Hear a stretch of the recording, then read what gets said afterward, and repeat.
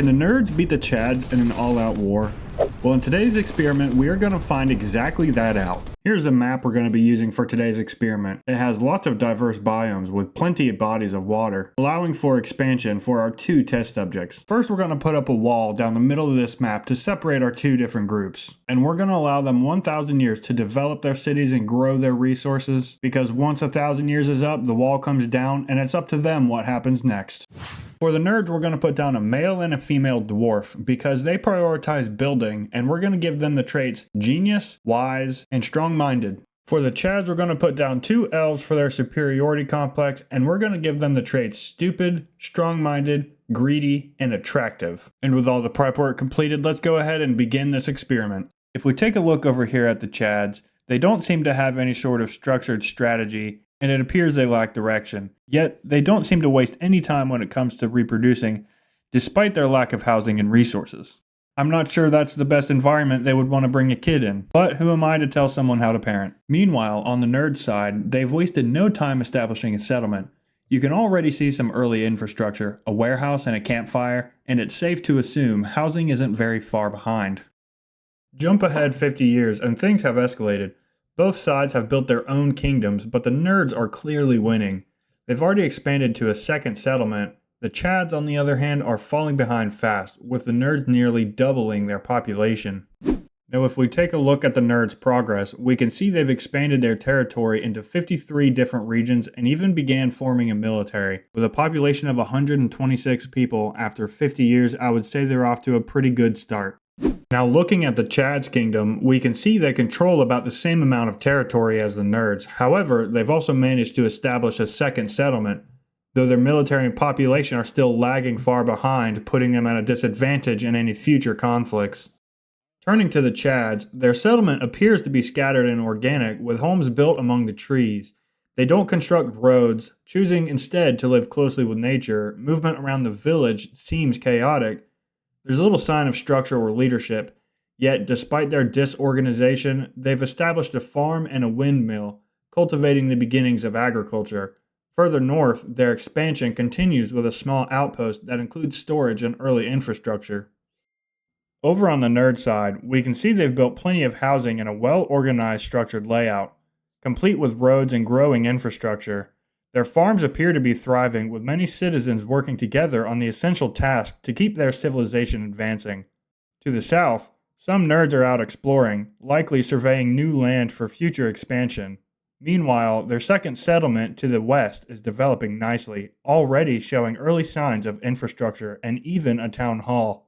As we approach the year 100, let's check in on our two civilizations and see how far they've advanced in these few years. With their population exploding to 4 times its previous size, they've nearly doubled both their settlements and their military strength.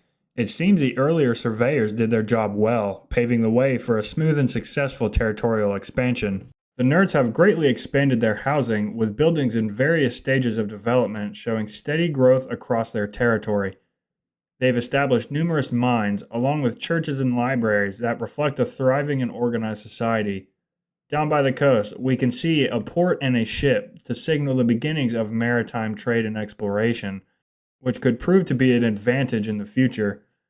And as we look further across their lands, it's clear they still have plenty of room to expand and continue growing their kingdom. On the other side, the Chads have grown their population significantly, though it hasn't quite reached the scale of the nerds. Their settlements and military continue to expand steadily. True to their nature-loving ways, they've built numerous houses in various stages of development, clustering their homes among the trees. While they still have some ground to cover and currently lack a port for maritime vessels for shipping and fishing, they've made impressive strides. Only time will tell who will emerge as a victor in this experiment. As we approach the year 500, we can see the nerds have about 2,000 people, while the Chads have completely turned themselves around, almost doubling the size of the nerds. Looking over the Chads' territory, their housing has surged, now occupying the majority of their land. They've developed a navy nestled on a small peninsula, gaining a strategic advantage, and have clearly made significant progress. With storage facilities brimming with resources and citizens bustling through their daily routines, the Chads have transformed their domain and appear to be thriving. Along the borders, the military stands ready, poised and eager for the day the walls fall so they can assert dominance over their entire territory. Over on the nerd side, their housing has expanded dramatically, reflecting a clear focus on building and culture, with markets and museums dotting their territory. They've also developed a trait bubble defense, which will no doubt serve them well in future conflicts, while their farms and ports continue to operate at full capacity. With their population surging, the nerds are well positioned to thrive and make a strong showing in the times ahead.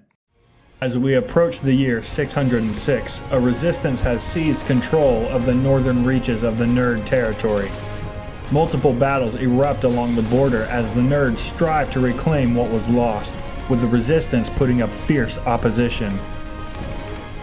Employing their navy, the nerds attempt to regain control of the contested lands.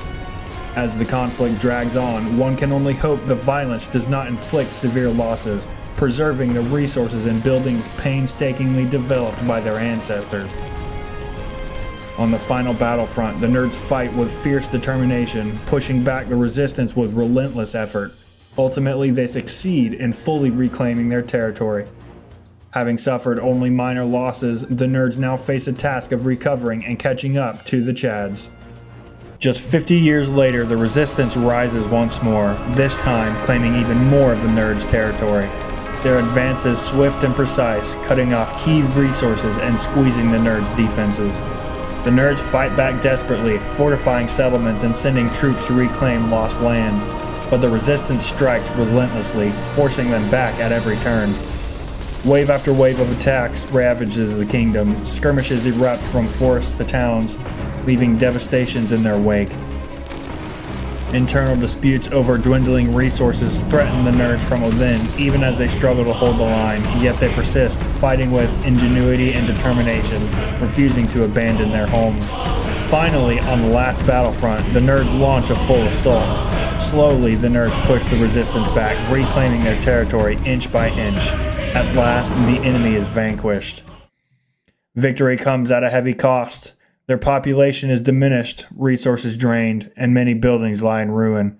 Now the nerds face the crucial task of rebuilding their kingdom, restoring their people and infrastructure while preparing for the challenges that lie ahead. As the year 1000 dawns, the wall that once divided these two empires comes crashing down. Over the past millennium, both kingdoms have grown, evolved, and honed their strengths. But now, the question we've all been waiting for is finally here. Who would win, the smart nerds or the dumb Chads? With the battle looming, all we can do is brace ourselves and hope for the best.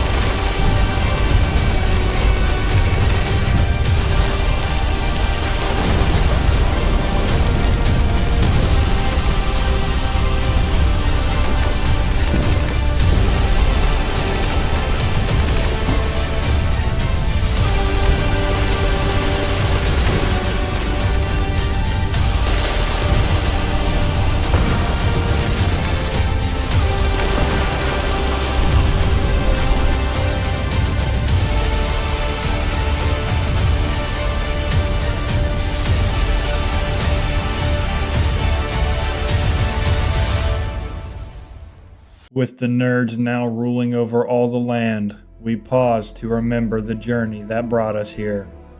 For every battle fought, every city built, and every daring achievement, we honor the lives lost along the way. Though life moves forward, we will not forget those who paid the ultimate price in this chaotic experiment. Now with the world under the nerds' control, we can only hope they use their power wisely, and perhaps a little wisely in their favor. If this video moved you, press F in the comments to pay your respects to the fallen. those silly little creatures who shaped this epic saga.